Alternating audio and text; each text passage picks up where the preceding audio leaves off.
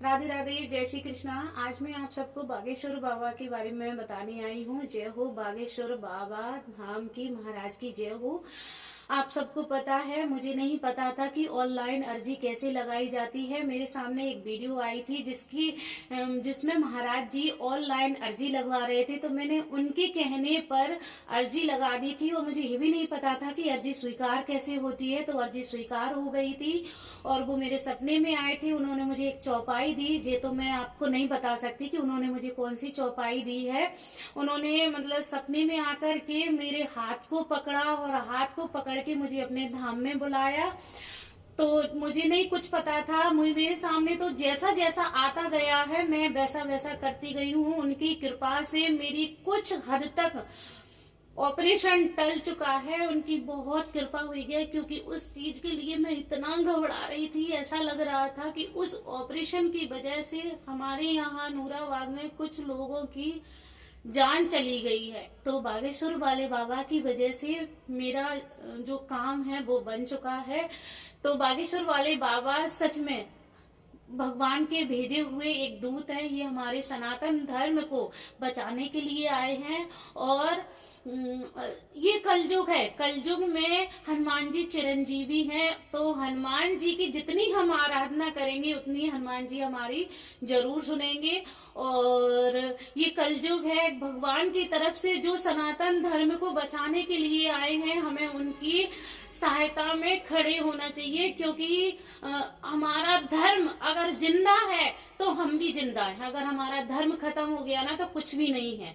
तो हमारे बागेश्वर बाबा भगवान के भेजे हुए हैं। और बागेश्वर बाबा सबका कल्याण करने के लिए आए हैं, सबके दुखड़े हरने के लिए आए हैं। तो बाबा, मैं आपके साथ में, मुझसे जितना बन सकेगा मैं आपके साथ में खड़ी हूँ। आज मैं आप सबको लाला के बारे में बताने आई हूँ। मेरा छोटा सा जो अनुभव है वो मैं आप सबके साथ में शेयर कर रही हूँ। अगर आप सबको मेरी पूरी वीडियो ना मिल पाए तो पूरी वीडियो मैं आपको YouTube पर दूंगी, वहां जरूर देख लेना। आपके यहाँ जब शादियां होती है ना, तो आप एक नया चलन जरूर चलाएं कि जब बहू घर पे आती है ना, तो बहू की गोदी में देवर और भानेज को बिठाया जाता है। तो आप ना अपनी नई बहू की गोदी में क्यों ना लाला को बिठाएं और लाला को बिठा करके अपने घर की बहू से कहें कि इसकी सेवा बिल्कुल अपने बच्चे की तरह करें।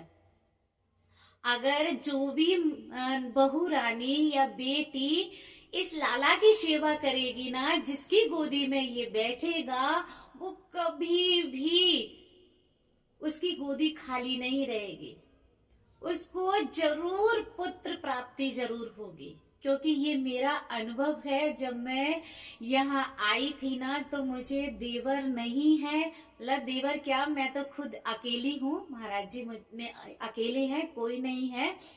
तो उस टाइम भानेज भी नहीं थे। तो मेरी गोदी में सासू माँ ने छोटे से लड्डू गोपाल बिठाए थे देवर के रूप में। तो मेरी शादी को सिर्फ 1 साल हो पाया, तब को मेरी बेटिया रानी हो गई थी। तो मैं अपना अनुभव आप सबको शेयर कर रही हूँ कि जब नई बहू आ जाए, आप ये चलन अपने घर में चलाना शुरू कर दीजिए कि लड्डू गोपाल की मूर्ति, लड्डू गोपाल को नई बहू की गोदी में बिठाना शुरू कर दीजिए। फिर आप देखना, कोई भी बहू खाली गोदी कभी नहीं रहेगी। सबको बच्चों की प्राप्ति होगी। सबके यहाँ बच्चों की किलकारी गूंजेगी। सब अपने अपने घर में अपने अपने बच्चों को संभालेंगे। लेकिन शर्त यही है कि इसकी सेवा आपको बिल्कुल बच्चे की तरह करनी पड़ेगी। उसी तरह जैसे एक माँ करती है। माँ को अपने आप महसूस हो जाता है कि अब मेरे बच्चे को भूख लगी है, अब मेरे बच्चे को प्यास लगी है। तो इस तरह से जो भी महिला इसकी सेवा करेगा ही ना, कभी भी उसकी झोली खाली नहीं हो सकती। ये मेरी गारंटी है आप सबको। तो आप इसकी सेवा करना शुरू कर दे, फिर आप देखना कोई भी महिला कभी भी खाली झोली नहीं रह सकती। जय श्री कृष्णा, राधे राधे।